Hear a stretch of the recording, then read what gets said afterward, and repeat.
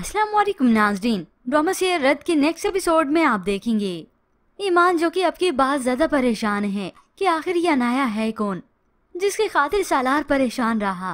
फिर यूं ही कोर्ट का नोटिस मिलता है तो वो और ज्यादा परेशान हाल हो जाता है और ईमान अलग से। तो सालार ईमान से कहता है, मैं तुम्हें नॉर्मल शादीशुदा जिंदगी नहीं दे पाया, ससुराल नहीं बल्कि तुम्हें मैदान जंग में ले आया।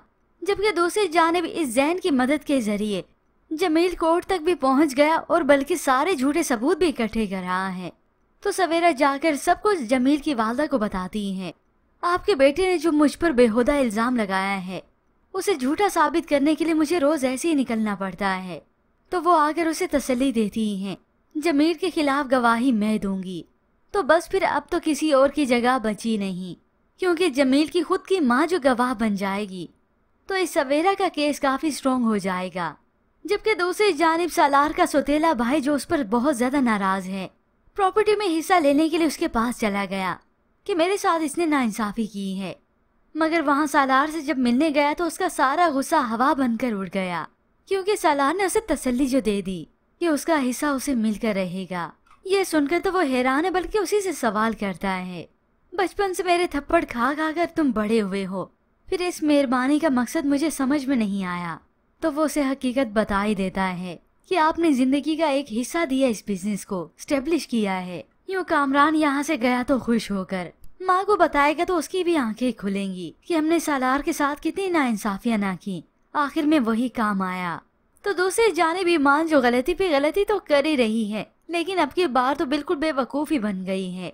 खुद ही जैन के घर चली गई उसे समझाने के लिए। तो पुप्पो उसकी सारी हकीकत जान लेती हैं कि ये ईमान को हासिल करने के लिए उसके दुश्मनों के साथ खड़ा हो गया, उसकी फैमिली को नुकसान पहुंचा रहा है। उसी वक्त वो उसे थप्पड़ दे मारती हैं।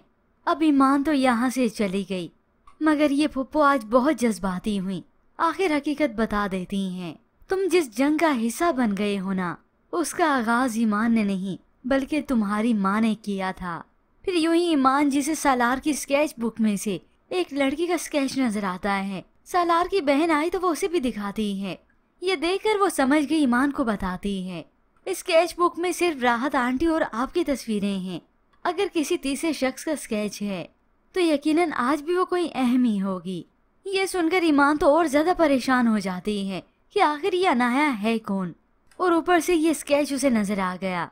अब ये अनाया तो वही अनाया है जो सिर्फ और सिर्फ जैन के तस्वुर में आती है। अब ऐसी सिचुएशन वैसे भी पहले से ही बिगड़ी हुई है, तो सालार को इल्म हो गया कि ईमान जैन के घर गई थी। ये आते ही वो ईमान पर गुस्सा करता है, जैन से मैं अकेले लड़ नहीं सकता, इसलिए तुम उसे भीख मांगने गई थी उसके घर। तो वो बताती है कि जो केस फाइल हुआ है वो जैन ने ही किया है, मैं जैन को रोकने गई थी। तो सालार उसे मना कर देता है कि ये मेरी जंग है मेरे बाप के साथ, मैं अकेले ही लड़ूंगा और तुम इस सब से दूर रहो। होप्स ऑफ व्यूअर्स बहुत जल्द इस जैन को समझ आ ही जाएगा कि इस फसाद, इस जंग की इब्तिदा तो उसकी माँ ने ही की थी, क्योंकि जमील से वो पूछने इसी गुस्से में गया था तो जमील ने उसे और ट्रैप कर दिया।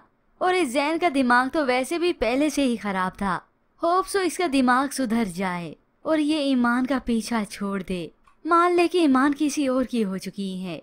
होप्स व्यूअर्स बहुत जल्द इस ड्रामा सीरियल का दी एंड हो जाएगा और उम्मीद है ये सालार अपने बाप को जेल की सलाखों के पीछे अब की बार तो भिजवा कर रहेगा, क्योंकि पहले तो उसने उसकी माँ को मौत के घाट उतारा, मगर अब की बार बॉम्ब ब्लास्ट करके उसने हद ही पार कर दी।